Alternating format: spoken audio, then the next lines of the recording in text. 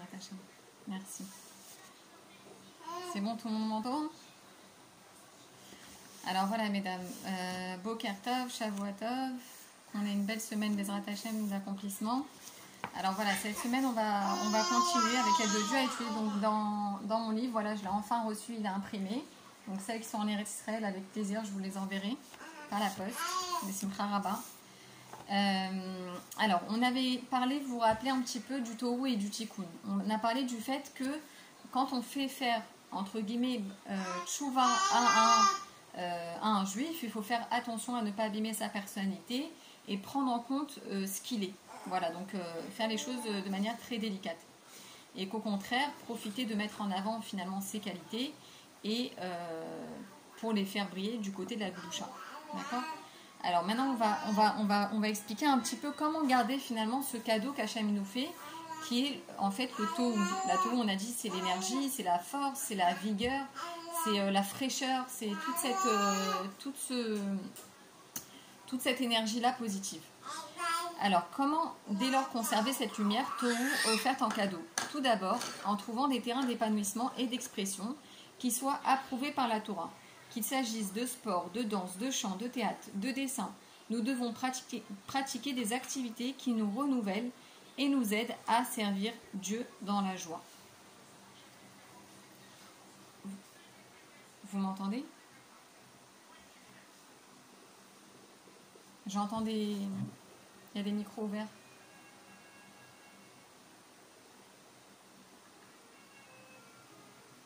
Il y a encore un micro ouvert.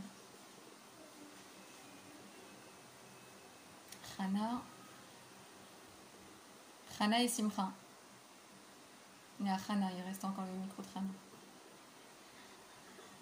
Merci. Alors voilà, donc on a compris qu'en fait le but c'est que de prendre toutes ces qualités naturelles que Dieu il a implantées en nous et de s'en servir pour servir Hachem. Le fait d'abandonner une part de notre existence ne concerne que le côté négatif des choses et non sa totalité. Si la Torah nous transforme, elle ne travaille pas à détruire la richesse de notre personnalité, mais vient au contraire la magnifier, l'exalter, la construire sur une base de tikkun, de vérité. Ok, donc la Torah c'est quoi? C'est qu'elle prend la lettre, elle prend le juif et qu'elle la met sous les ailes de la Shrina. C'est-à-dire que vraiment on va prendre la personne et elle va tout simplement rentrer dans la Kedusha, c'est-à-dire ce qu'elle doit être, sa nature profonde, et s'épanouir à partir de là. Et c'est l'idée même de réparation qui est à saisir, et non la destruction au sens simple. Un objet réparé existe encore bel et bien et devient souvent plus solide que celui qui n'a pas eu à subir de réparation. Et ça, c'est le Baal Tchouva en fait. On va expliquer. C'est ainsi que le Baal Tchouva, celui qui revient à Dieu, devient porteur d'une force nouvelle, d'un éclat tel que le tzaddik, n'ayant pas rencontré la brisure, lui envie. C'est la force du Tohu intégré. Donc ça, c'est la différence entre le tzaddik et le Baal Tchouva. On dit là où le Baal Tchouva il se tient, le tzaddik ne peut pas se tenir. Qu'est-ce que ça veut dire? Ça veut dire simplement que le juif qui a fait des avérotes, évidemment de manière inconsciente, parce qu'il ne savait pas, parce qu'on ne lui a pas enseigné, etc., il transforme, grâce à la force de la tchouva, toutes ces avérotes, elles vont devenir des mitzvot, des srouillotes. Et ça, le Tanya, il le précise. Et ça, c'est quelque chose, en fait, que c'est un travail que le tzaddik, il ne peut pas faire, parce que le tzaddik, il ne touche pas à la vera. Il n'a pas à faire avec elle, en fait. Nous devons absolument pouvoir nous reconnaître nous-mêmes. Nous sommes toujours le même être, mais en mieux, infiniment mieux dans sa peau, dans sa tête, parce que rempli d'une sagesse de vie nouvelle que nous avons enfin acceptée pour devenir soi-même pleinement sur le chemin de notre ami. Il est vrai qu'il faudra parallèlement fabriquer un réceptacle. Ce dernier est fabriqué à partir du bitoul, l'annulation de soi face au Créateur, pour dévoiler la lumière, tout le bien et toute l'infinité de notre âme. Alors pour le juif, c'est comme ça, c'est-à-dire qu'on a la neshama et on a le réceptacle. Le réceptacle, c'est quoi? Dans la chassidoute, on nous explique que c'est le bitoul. C'est grâce à ce bitoul, finalement, qu'on va pouvoir être un kéli, un réceptacle, pour recevoir toute la lumière qu'Hachem veut nous donner, la lumière dans notre neshama. C'est une étape incontournable que de mettre en pratique les injonctions divines qui sont le vêtement adéquat à l'expression de notre âme divine dans ce monde matériel.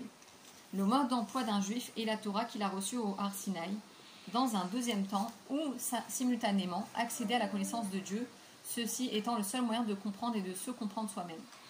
Alors, à la différence de ce qu'on entend parfois dans les mouvements modernes, hein, on va dire, d'aujourd'hui, malheureusement, c'est que aujourd'hui, on est obligé d'être battel. Battel à quoi? Aux injonctions divines. C'est-à-dire que ce soit la Torah écrite ou la Torah orale, ça ne fait pas de différence.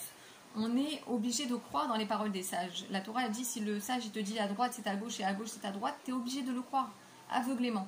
Parce que justement, c'est pas que Hachem il a donné juste les 5 chromachimes et il nous l'a dit comme ça, et il faut qu'on comprenne la chose kepchuto et ça s'arrête là. Non, pas du tout. Il y a toutes les injonctions divines que les sages, que les tzadikim à travers les générations vont nous offrir et vont nous donner encore plus.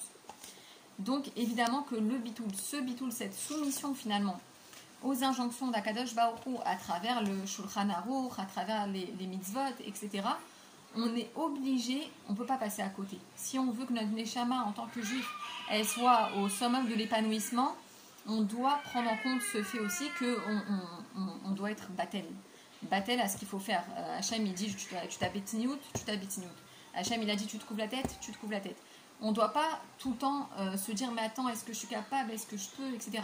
Après évidemment, quand on est dans le talir de la tchouva, des fois voilà, une femme elle n'arrive pas à s'habiller tout de suite sniout, bah, elle va mettre 1 fois par semaine une jupe, et dès qu'elle se sent prête, 2 fois par semaine, etc., tout doucement.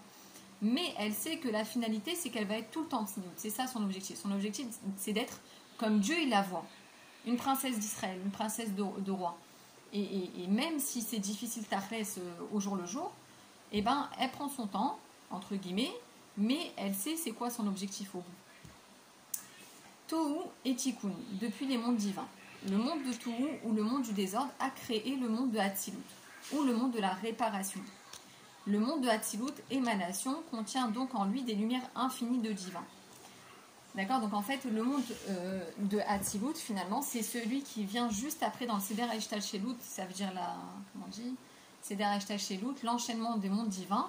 C'est Hatzilut, c'est le premier monde qui va être structuré et qui va réussir à contenir finalement toute la lumière divine, toute la lumière du Tohu dans des réceptacles adaptés. L'Admorazaken nous enseigne que Dieu, sa lumière et ses réceptacles ne font qu'un dans Hatzilut. Donc, Chayoui, Vegarmoui, Chad, ça c'est Hatzilut. Ça veut dire que dans Hatzilut, il n'y a aucune différence entre la lumière et les réceptacles. Ça veut dire qu'il n'y a pas, les réceptacles ne font aucunement un écran à la lumière divine dans ce monde-là, dans le monde de Hatzilut. Je vais vous donner un exemple. On va parler par exemple concrètement comment est-ce que dans notre vie psychique, psychologique, ça peut se faire ressentir ce fait-là. Jérémie n'arrive pas à rentrer dans la structure du monde de la société et dans les cadres qui l'entourent. Il va donc réfléchir et va finir par croire que tout le monde pense, parle et c'est tout de lui. Le rôle des personnes qui l'entourent n'est pas clair et ni suffisamment défini dans son esprit. Trop de taureaux sans réceptacle, ce qui lui cause du tort. Si Jérémie se reprend et fait un effort de concentration, il comprendra que personne ne veut son mal, bien au contraire. Il entreprendra alors une démarche pour assimiler son entourage, c'est le processus de tikkun, réparation. Notre existence propre n'est pas en contradiction avec l'existence des autres. C'est au contraire une harmonie voulue, une complétude. Voilà à quoi ça ressemble cet exemple. C'est Anna Imlor. Vous savez, il y a le Olam Hatzilut. Au-dessus, il y a le Olam Tohu, c'est-à-dire le monde du désordre, le monde du désordre total. Et en fait, là-bas, pourquoi ça a explosé? Parce que, en fait, chaque sphira, elle voulait régner. La sphira de Chorma voulait régner, la sphira de Gvura voulait régner, la sphira de Chesed, de Gvura. Chacune, elle disait à Naïmlor, moi je suis, moi je règne, moi personne ne peut empêcher mon existence, donc je dois supprimer l'autre. Et ça, c'est dans la personnalité, c'est ce qu'on voit comme du Tohu. L'autre, il peut devenir un empêchement à l'épanouissement de l'être, vu de l'intérieur évidemment.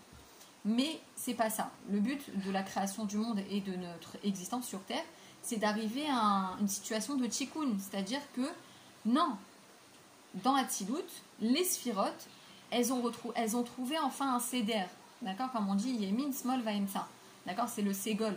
Le ségol, attendez, je fais comme ça, voilà, le ségol, c'est ce qu'on utilise dans la grammaire. c'est un ordre en fait un céder, tout simplement un ordre dans les choses. Et c'est ça qu'on doit atteindre. C'est-à-dire que c'est pas parce que moi j'existe que l'autre est un empêchement à mon existence. Au contraire, c'est une harmonie. Donc là, on va parler encore de Seder Hashtalshelut. Les éclats des réceptacles du monde de Tohu sont réceptionnés dans le monde de Hatzilut, donc de l'émanation. Donc on a compris que dans l'enchaînement des mondes, ce qui s'est passé en dernier lieu, on va dire, c'est l'explosion des lumières. C'est-à-dire qu'il y avait trop de lumière pour peu de réceptacles, tout a explosé, et finalement il y a eu des brisures, des brisures qui sont réceptionnées, vont être réceptionnées dans les olamot. Donc les mondes qu'on connaît la plupart du temps dans la Chassidoute, on nous parle tout le temps de 4 olamot, de 4 mondes divins. Évidemment, il existe une infinité de mondes infinis, mais on va dire que dans la Chassidoute Rabbad, on nous catégorise 4 mondes de manière générale. Donc Hatzilut, c'est le monde de l'émanation. D'accord ? Donc en fait, les réceptacles, les brisures du monde de Tohu, ça va construire, ça va forger le Olam Hatzilut. Ensuite, on va avoir le Olam Abriya. Le Olam Abriya, donc c'est le monde de la création. Il va être forgé grâce aux brisures du monde de Hatzilut. Ensuite, on a Yetzira, qui va être construit par les brisures du monde de Briya. Et enfin, on a le monde de Assia, le monde de l'action, notre monde, qui est forgé à partir des brisures, de la brisure des réceptacles du monde de Yetzira. D'accord ? Donc ça, c'est basé sur un Mahamar du Rabbi de Parashat Korah. Voilà, vous me dites s'il y a des questions, si on peut avancer, on avance et à la fin, on vous laissera les micros ouverts. Rappelons-nous que chaque monde contient en lui les 10 sphirotes. Donc ça, c'est très important. C'est pas que les 10 sphirotes qu'on a appris, c'est quelque chose de séparé. Non, chaque monde, en fait, il va reprendre la structure des 10 sphirotes. C'est ça qui est extraordinaire. C'est qu'Hachem, il a vraiment laissé ce céder de sphirotes dans chaque olamot. L'enchaînement des mondes est en quelque sorte un entonnoir à travers lequel la lumière divine diminue dans la perception des créatures jusqu'à arriver à un monde de matière habitable pour l'homme, dépourvu de lumière visible en attendant la délivrance. Chacune des sphirotes est un détail de l'expression de la lumière divine, une facette unique d'une personnalité riche de nuances. Okay, donc en fait, les sphirotes, on a dit, c'est l'expression de la lumière infinie de Dieu, d'une manière de chesed, d'une manière de bonté, de manière de rigueur, etc., etc. Mais ça veut dire, on doit pas confondre et se dire, ok, le chesed, c'est une sphira, c'est un attribut divin d'Hachem. En aucun cas, le chesed, c'est Hachem. Ça va pas dans les deux sens. Ça veut dire, sinon, on limiterait à Kadosh Baruch Hu. Hachem, il est chesed, il est bonté, mais la bonté, ce n'est pas Hachem. Sinon, ça serait trop l'enfermer dans une définition trop tzimtzum, d'accord, trop limitée. Donc, par exemple, on va donner un exemple qui est courant chez les Rébéim, c'est la sphira est comparable à un saphir, d'accord. Les Rébéim, ils nous le disent souvent, sphira, c'est la chaîne de saphir, c'est les mêmes lettres. Et évidemment, le saphir ou une pierre précieuse, elle est faite de plusieurs facettes. Utiliser un seul adjectif pour décrire et expliquer une pierre précieuse ne peut évidemment suffire. Nous devons utiliser plusieurs adjectifs qui, même s'ils semblent n'être que des synonymes, dévoilent les différents aspects de la pierre. Ceci, car chaque synonyme contient sa particularité. Donc quand on va décrire une pierre, de la même manière qu'on utilise beaucoup d'adjectifs différents, c'est-à-dire on va dire elle est translucide, elle est bien polie, elle est bien coupée, elle est bien proportionnée, etc. Et bien, même si ça ressemble, on va voir que finalement, ce n'est pas du tout, c'est pas du tout. En fait, chaque mot, il va donner un détail, une particularité de la pierre en elle-même. D'accord ? La chose est valable pour les mondes de Tohu et Tikkun. Tout provient d'une seule et même source divine. Pour autant, à l'heure de la création, les créatures sont totalement différentes. La pluralité découle de l'unique. Donc ça, c'est très important de comprendre qu'en fait, quand Hachem y crée les mondes, on assiste finalement à la mise en place de la pluralité. C'est-à-dire que bien que tout vient de Akadosh Baruch Hu, qui est Echad, qui est unique, eh bien, finalement, il va donner naissance, du fait qu'il est unique justement, il va donner naissance à la pluralité. D'accord ? Et en réalité, notre mission sur Terre, c'est que malgré que nous-mêmes, on vient de la pluralité, Hein, un exemple pas shoot, c'est que voilà, de deux parents nés différents enfants. Malgré ce, notre travail sur Terre, c'est de revenir à l'unique. D'accord? Donc l'unique a créé la pluralité pour que la pluralité revienne à l'unique. D'accord? Une femme n'atteint le niveau de tikkun qu'à partir du moment où elle se marie, à travers le dévoilement d'une vie équilibrée. Avant d'être épouse, cette jeune femme était certainement stable, soit, mais ce tikkun ou structure lui était imposé par l'extérieur. Elle portait en elle principalement le tohu. Cette femme, qui est passée d'un état de tohu à un état de tikkun profond et véritable en se mariant, continue à porter en elle le tohu et doit le prendre en compte, c'est-à-dire le préserver. Donc ça, c'est important, on va en reparler dans le chapitre prochain, que en fait, la femme, au fond d'elle, Hachem, il a créé avec une majorité de tohu en elle. D'accord? Elle est particulièrement tohu, la femme. Et l'homme, il était tikkun. Et en se mariant, en fait, ils vont inverser ils vont se donner l'un à l'autre ce qu'ils n'avaient pas. D'accord? Pour créer une shlemout, pour créer une entité, une perfection dans la psychologie et la spiritualité de l'âme. Pour mieux comprendre ce qui vient d'être dit, précisons ce qu'est le tohu dans l'être. Le tohu, c'est la jeunesse, l'enfant qui est en nous, l'envie de vivre, l'engouement, le rire, la graine de folie. Ce n'est pas parce que le tohu, plus apparent avant le mariage, a laissé place au tikkun plus marquant après le mariage que le tohu doit être laissé pour compte. D'accord? Donc on voit souvent la jeunesse avant de se marier, ils sont un peu dans la jeunesse, la fraîcheur, l'envie de vivre, etc. Et après, le risque, c'est que on s'enferme dans métro, boulot, dodo, et que finalement, il n'y a plus que le train-train quotidien, la monotonie, la passion laisse place à la monotonie, et c'est aussi une mise en garde, c'est-à-dire que non. D'ailleurs, quand on forme les calottes, chez Chabad, en tout cas, on leur apprend toute ta vie de femme, tu dois choisir un jour dans la semaine, et ça doit être votre jour à vous, avec un moment que pour vous deux. C'est-à-dire sans les enfants, sans rien, pas parler de travail, pas parler des autres, juste parler de vous. Et ça, c'est très important justement pour préserver cette fraîcheur et ce tohu dans la structure du couple aussi. Le but des êtres créés que nous sommes est donc de savoir alterner entre un état et un autre, tout en réussissant à préserver ces deux niveaux de richesse à la fois. Il faut pouvoir convertir perpétuellement en fait le potentiel de notre richesse intérieure en un état effectif de réalité extérieure. Ceci puisque le monde est basé sur un système de construction qui nous offre finalement des possibilités infinies d'épanouissement. Alors, qu'est-ce qu'on est en train de dire? C'est-à-dire qu'en réalité, parfois, par exemple, un artiste, il a la sensation parfois qu'il n'est pas de ce monde. Il y a des gens qui sont très spirituels, par exemple, qui ont l'impression de ne pas appartenir à ce monde, que le monde va trop vite, que c'est pas pour eux, il serait mieux dans une autre époque, etc. Ou dans une autre dimension. Mais en vérité, la Torah, la Chassidoute surtout, elle nous dit non. Ce que tu es, on ne te demande pas d'être quelqu'un d'autre. On te demande juste de te structurer. Ça veut dire que cette lumière-là, cette fraîcheur, cette jeunesse, cette passion, etc., tu vas la prendre et tu vas la descendre dans un CDR, dans une organisation, dans une stratégie, une construction, etc. C'est ça le but. C'est pas de s'enfermer dans l'organisation. C'est pas ça le but. C'est que l'organisation devienne finalement un outil d'expression de l'aneshama. De la même manière que c'est le cas pour les sphirotes, pour les 10 sphirotes.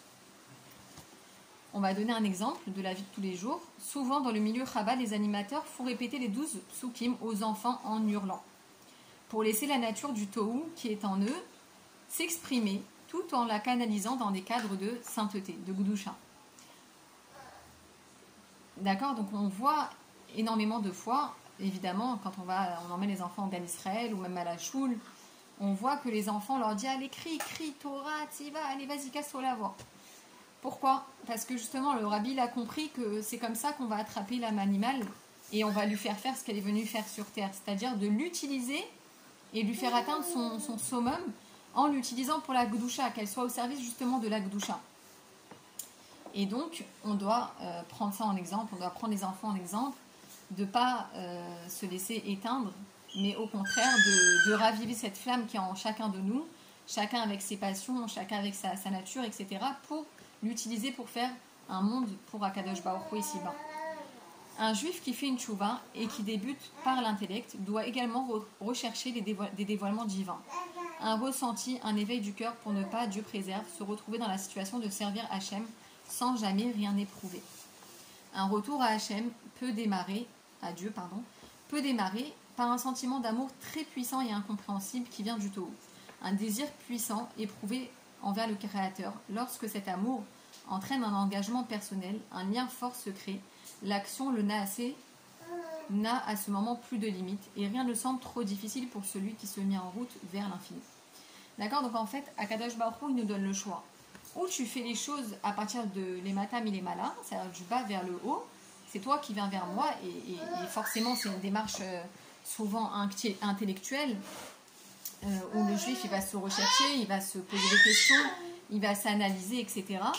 Ou des fois, ça arrive par exemple pour les Baal Tchouva, ou enfin la plupart, il y a deux chemins de Tchouva, mais voilà, du bas vers le haut, comme on a dit. Donc en fait, la personne elle va se construire, ah je dois faire ça, attends je vais étudier le Shulchan Arour, ah il y a la Kashrut, ah il y a la Tzniut, etc. Il y a Shabbat, elle va commencer à apprendre, à étudier, elle va démarrer par l'intellect. Mais des fois, ça arrive qu'Akadosh Baruch Hu, il nous fasse faire Tchouva par en haut, c'est-à-dire milémala les matins. Il nous envoie une lumière. C'est quoi cette lumière? C'est d'un coup on est pris d'amour pour Akadosh Baruch Hu et on doit se servir aussi de cet amour, de ce ressenti pour faire les réceptacles. Pareil. Même si on ne sait pas par où démarrer, Baruch Hashem aujourd'hui, le Rabbi Melech HaMashiach, il nous a donné un outil extraordinairement visionnaire. C'est une femme, une mashpia, un homme, un mashpia, c'est-à-dire un éclaireur devant toi. C'est pas que tu vas, tu sais pas où tu vas, tu fais n'importe quoi. Non, voilà, tu choisis quelqu'un que tu as, entre guillemets, que tu apprécies au niveau spirituel et tu le choisis comme guide, c'est-à-dire que tu vas te confier à lui ou à elle quand tu sais pas par quoi commencer, par où aller, etc. Faire des choix de la vie tous les jours, etc. Et ça, c'est le gros secret de notre génération, de plus jamais se sentir seul en fait, parce que on est une génération qui est devenue très individualiste du fait que tout va vite, que tout le monde court derrière son argent, que tout le monde travaille beaucoup, etc. etc. Et c'est vrai que le mashpia et la mashpia, c'est quelque chose d'extraordinaire pour ne jamais se sentir seul et perdu surtout. Il est certain que suite à ce cadeau de Dieu, donc Itaruta des Léla, donc un éveil d'en haut, l'homme va devoir, par des efforts redoublés, intégrer cet amour démesuré au-dedans de son intellect, dans son cœur et dans sa vie de façon concrète, visible et visible. La compréhension est indispensable à tout juif qui souhaite faire perdurer sa proximité envers l'Éternel. Il faut saisir ses sentiments et le faire pénétrer dans des kélim de tikkun, des outils concrets, et avancer dans l'étude et les commandements divins. Évidemment que tout cet amour, tout cet entrain, tout cet élan, etc., il faut les faire pénétrer dans des actions concrètes de la vie de tous les jours, d'accord? Il y a un truc que je voulais vous dire. Oui, et de ne pas oublier d'étudier. Donc merci encore une fois à la Midrashat Géoula. Grâce à elle, on peut étudier tous les jours. Et mamash, c'est extraordinaire parce qu'on met les oreillettes, hein, et on fait tout ce qu'on a à faire, mais on a notre tête avec Akadosh Baruch Hu, avec la Tzmout, avec la Chassidut. Donc Hachem il donne une grande réussite à cette Midrasha, les malades mitam vedat. Nécessité de l'action. Paradoxalement, les Rebbe nous expliquent que même si le juif ne ressent rien dans son service de Dieu, il ne doit pas lésigner sur l'importance des kelim, c'est-à-dire des réceptacles. Même si ces actions, mitzvot, sont dépourvues de sentiments, itaruta deltata, c'est-à-dire un éveil d'en bas. Et même si les réceptacles semblent vides pour l'instant, lorsque son heure viendra, la lumière s'investira et les remplira. Donc ça, c'est un mahamar du Rabbi sur, vous vous rappelez, c'est le prophète Elisha, où il y a une femme qui vient le voir et elle lui dit « Je n'ai plus rien, j'ai pas de subsistance. » Et en fait, le prophète, il lui dit « Tu as qu'à aller chercher des réceptacles, va chercher des bocaux en verre, enfin des réceptacles, des kitsours, et on va s'occuper de les remplir. » Et en fait, le rabbi nous explique que le remplir, ça va être le shemen, l'huile, et l'huile, ça va être lié à la chorma, à la sagesse, de la compréhension, etc. C'est-à-dire qu'à un moment donné, Dieu, il va finir par donner ce plaisir-là. Il suffit de commencer à s'investir dans l'étude, dans la compréhension, etc.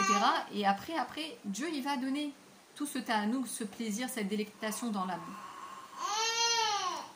Ce qu'on aura tellement attendu.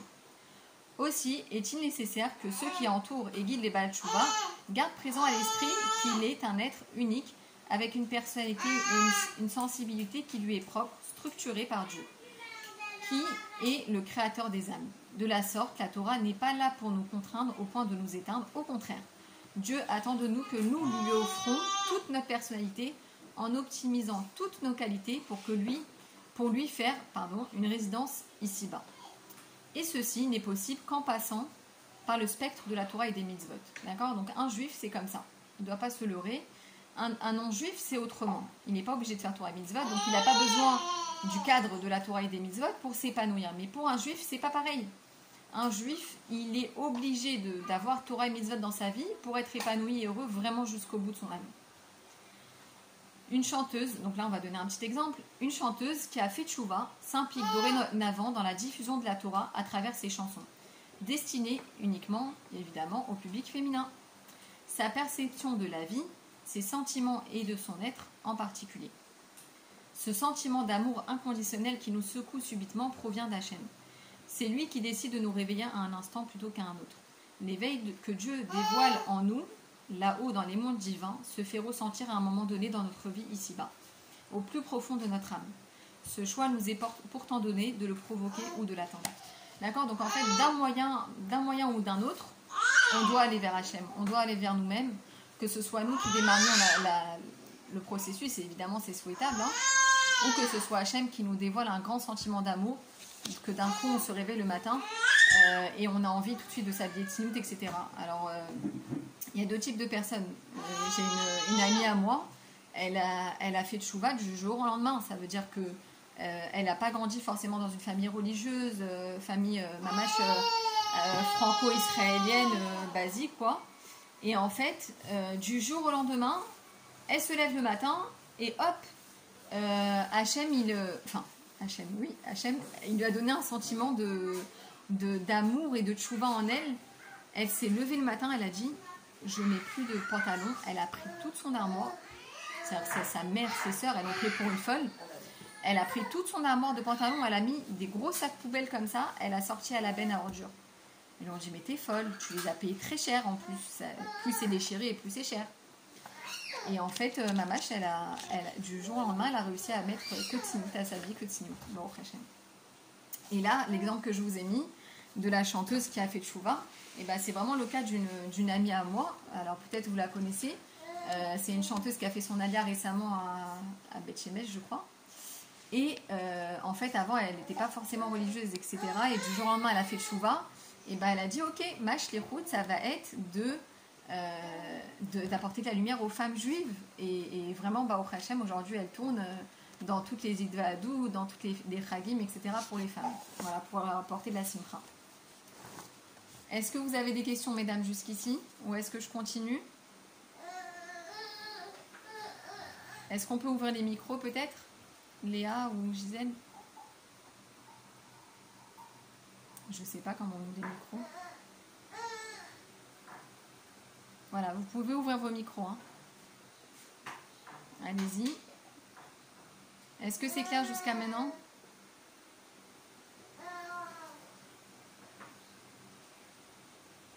Bon, alors, je continue s'il n'y a pas de questions. Je continue encore un petit peu. C'est bon, Léa? Il y a quelqu'un? Allô? Oui, c'est bon, je peux continuer encore un peu? D'accord, ok, super.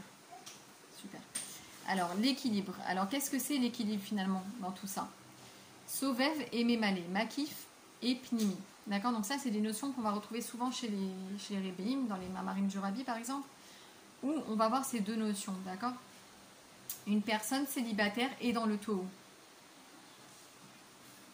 Avant de se marier, comme le dévoile son comportement, sortie, copinage, veillée, etc., nous pouvons penser que cette idée est contradictoire avec la réalité quotidienne de certains célibataires d'aujourd'hui, qui peuvent nous sembler tchikoun, organisés, structurés, équilibrés.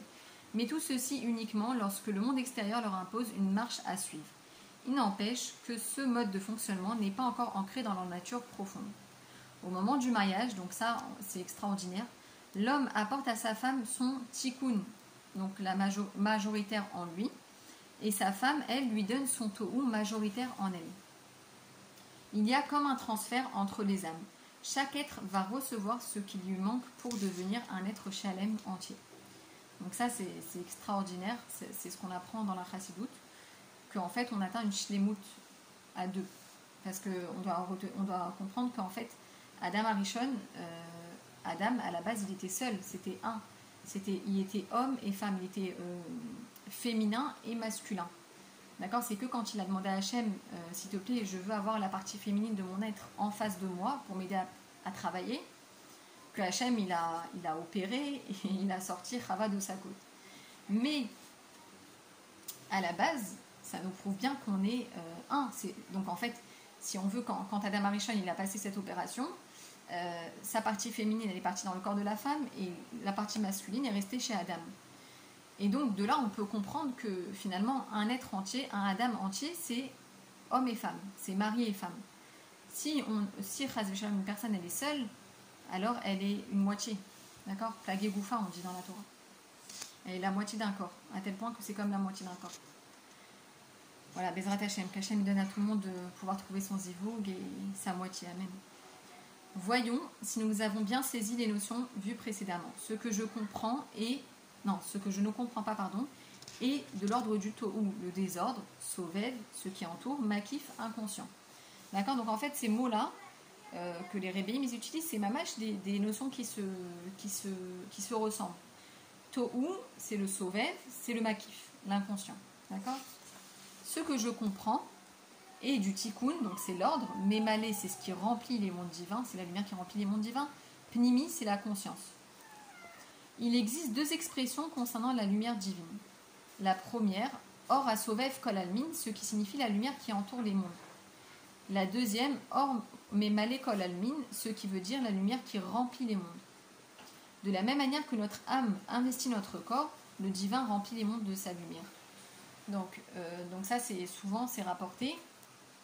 Dans notre corps, on a la neshama qui est investie, et encore ça on en parlera un peu plus tard, mais il n'y a pas toute la neshama qui est dans le corps. Nous on croit que notre âme, elle anime le corps, mais principalement qu'elle est intégrée dedans. En fait non, il n'y a que le nefesh qui est dans le corps. Tous les autres niveaux, les 4 autres niveaux de la neshama, ils sont en dehors du corps, ils sont là de manière inconsciente, ils planent autour de nous. C'est ça qui est extraordinaire.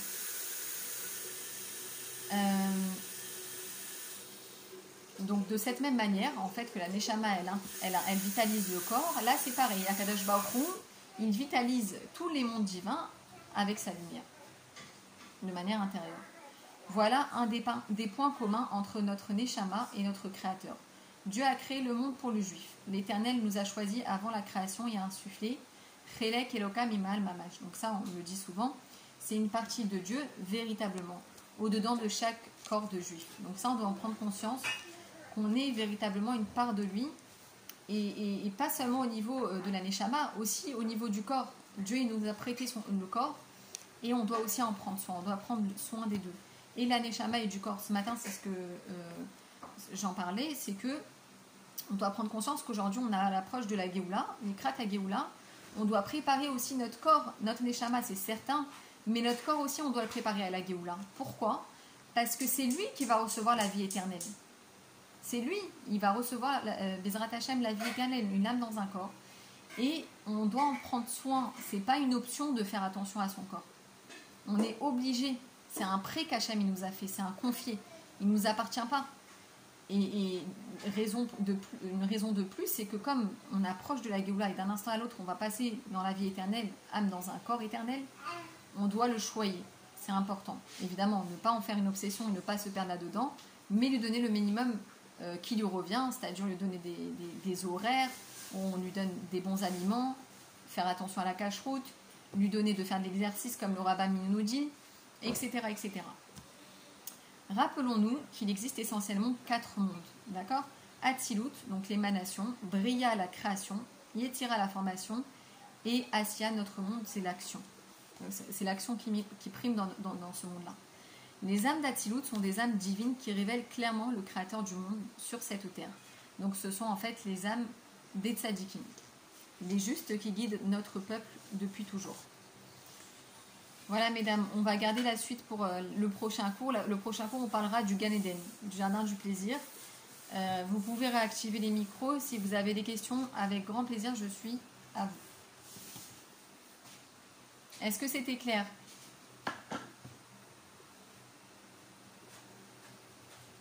Est-ce qu'il y a... Oui.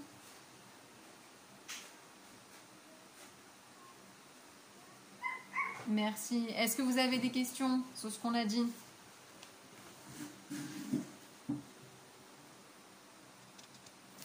Ça va, alors c'était clair. Super.